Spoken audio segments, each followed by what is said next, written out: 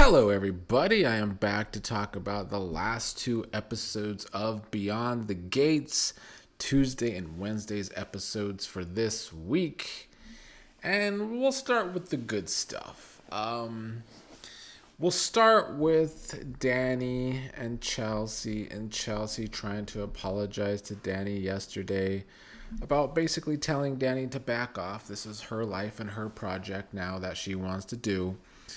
Didn't really think Chelsea needed to apologize, but it is what happened. And then Bill and Hayley had a talk because Hayley told Bill that she and Naomi had a confrontation, which I don't think Bill loved. But then he really didn't love when he heard that Hayley was replaced in her tennis doubles at the country club because the players were Team Dani. So Hayley gets left in the cold once again because of everyone in town's love for Dani Dupree. And so Bill wants to call Dani and meet up and have a conversation. And that is indeed what happens. Dani, after the phone call with Bill, runs up the stairs like a giddy schoolgirl to prepare for Bill coming over. And it just once again shows that Dani is a mess and pathetic when it comes to Bill, unfortunately. But she is. Now, Hayley ended up running into Chelsea, which we'll get to. But as for the Bill and Dani scenes these past two episodes, the two have chemistry in every way. Both Carla and, I don't know how to say his name, Timon, I'm assuming, who plays Bill, he's a great actor, first of all, but they also just have romantic chemistry, friendship chemistry, rival chemistry. It's all there. And their scenes together looking at old pictures, finishing each other's sentences by the end of yesterday's episode was great. But then Dani went for the kiss, and in today's episode, Bill, of course, completely rejected that kiss. And Dani's argument is that Bill came over. He wanted this to happen too. She was trying to turn the kiss around on Bill, which could be juicy if she ends up telling Hayley about the kiss or somehow gets around to Hayley that they kissed. Maybe she will blame Bill for that, causing more turmoil. But it was Dani who wanted that kiss, being her pathetic self around Bill. But I did enjoy their scenes. They were the best part of this week so far. Because this week, not my favorite week of the show so far. But the Bill and Dani stuff definitely worked for me. The other stuff that worked for me came in yesterday's episode with Chelsea and Hayley's confrontation. We saw Naomi and Hayley finally have a confrontation. And now Chelsea too. I like the dig that Chelsea allegedly accidentally made at Hayley, saying when they were talking about Dani, and Chelsea says, "She's my mother. If you had one, you would know." Cheap shot at Hayley, but Hayley sometimes deserves these things. Hayley kind of does have good intentions, though. It's like delusional things that she wants, though, because she is the problem. She's the reason that Bill and his kids are having problems. But she wanted Naomi to get over, and now she wants Chelsea to try and turn around her relationship with Bill. And by the end, she did get Chelsea to think about it. So maybe that is a win for Hayley when it comes to fixing the relationships between Bill and his children after, their affair caused all those problems. Outside of those two things, though, this week as a whole, the honeymoon period of there being a new soap opera might be halting for me. Because I haven't been feeling a lot of this other stuff. I talked about my problems with Tomas on Monday. And we've had a lot of Ashley, Derek, and Andre this week. I did like that they at least had Derek and Jacob have some scenes as friends. It's definitely needed for the character of Derek because he is very much isolated away from the rest of the cast. He's written as very boring in one note.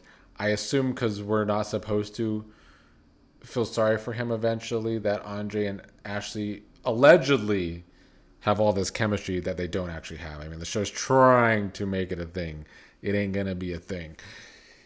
I did also like that Shanice, the nosy nurse, was on a lot yesterday. She was kind of given the extremely tough task of carrying this love triangle that isn't working because of the convoluted story that Andre is going to be going around the hospital doing some documentary type thing on the new nurses at the hospital, and Shanice wants to be a part of that.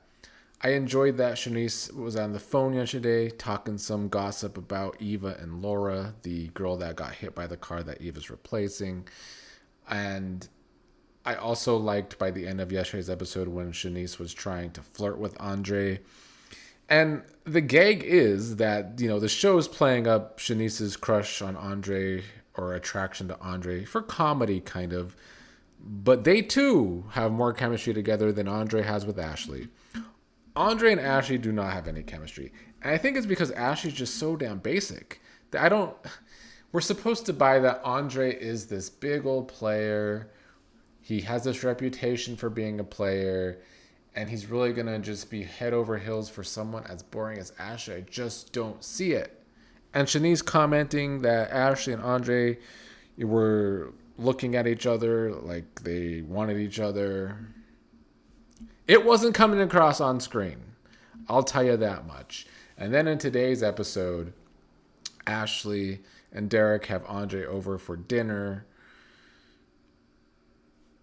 I mean, it's like this whole story is just contrived and it is falling very, very flat.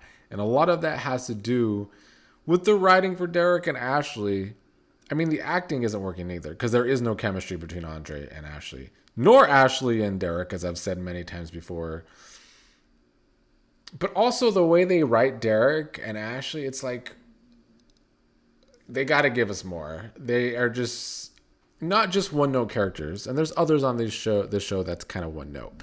But Ashley and Derek are not just one-note. They're like boring one-note.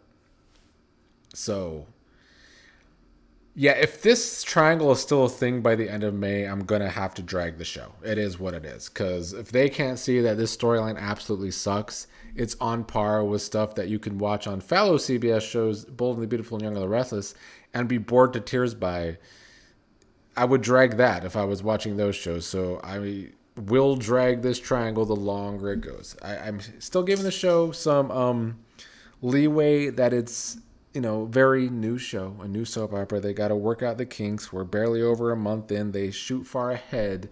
But, somebody's got to see this triangle sucks. Towards the end of today's episode, when Andre was at dinner with Derek and Ashley, he got called away by Dani, who was feeling some kind of way after being rejected by Bill again.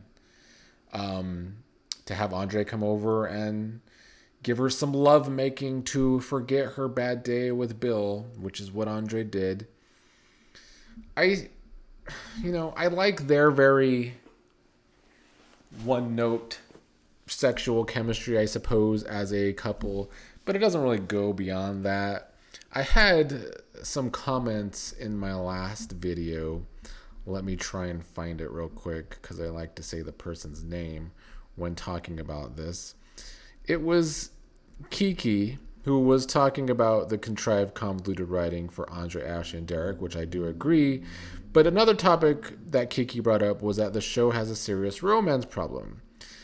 That Kiki doesn't think the writers know how to build a compelling romantic arc at all. And I would have to agree with that. We are not seeing anything really hitting because Andre and Dani, they're like the closest thing we have, truly. Because Kat and Tomas don't have the chemistry because Tomas can't act. And while Thomas and Eva do have a spark because Eva's just such a great actress, I don't really see that as like a romance that can really bloom and become a big thing.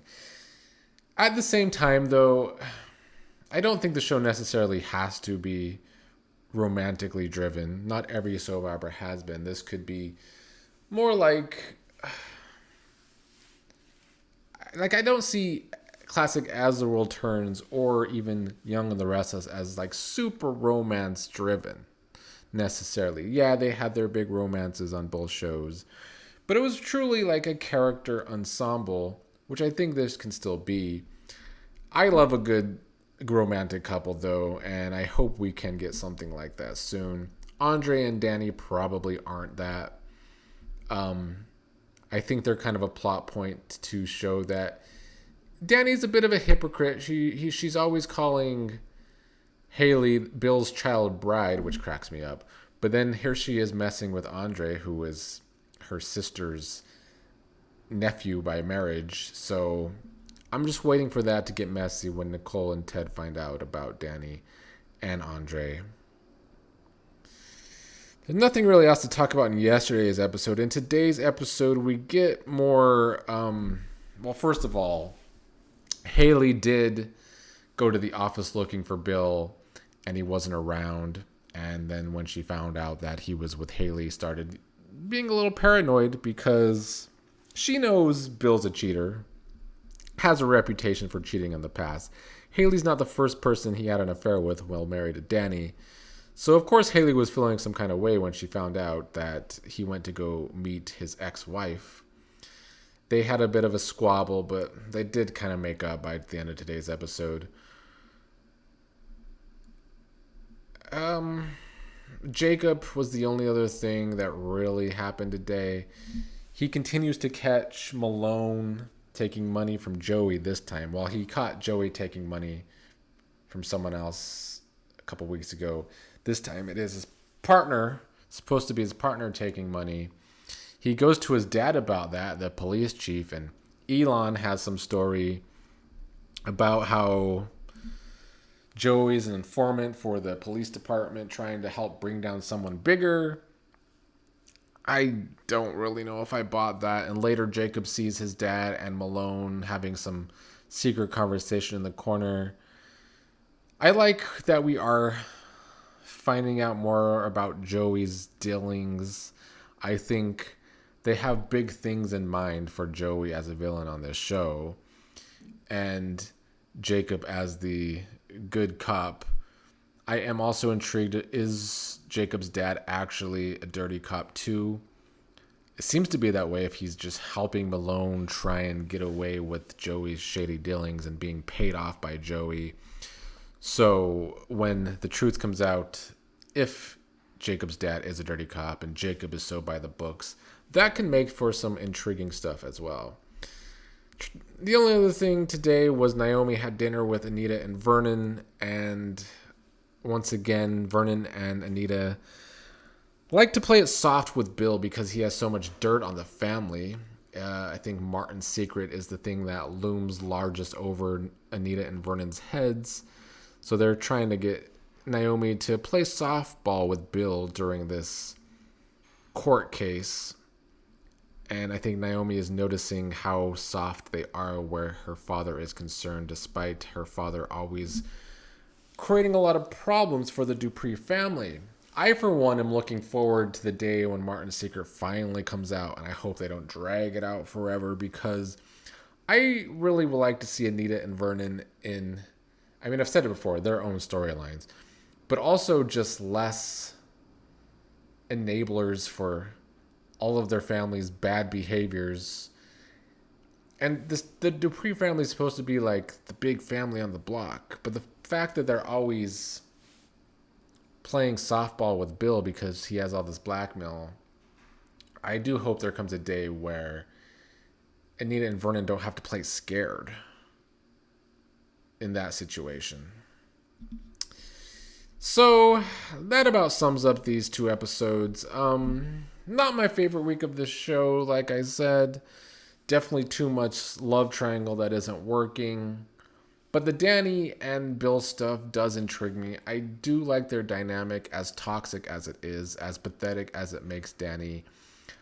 I am hoping that Dani will use the information that she and Bill kissed, even though it was her doing, against Bill. To cause some trouble for Hayley. I think Hayley still does deserve it, even though she allegedly means good things by trying to help Bill out with the problem with his children, even though she's half of the cause for the problems. That's about the only thing that intrigues me. Also, it's just been a very evil light week. Like, it's one thing to not have Leslie on a lot because she's that type of villain that you don't have to have her on all the time. But I am missing Eva. She's been on a lot since the show debuted. 2 episodes in a row of her not being on, and I think she was barely on Monday as well. Maybe that's why I'm not enjoying the week as much. There's just not enough Eva.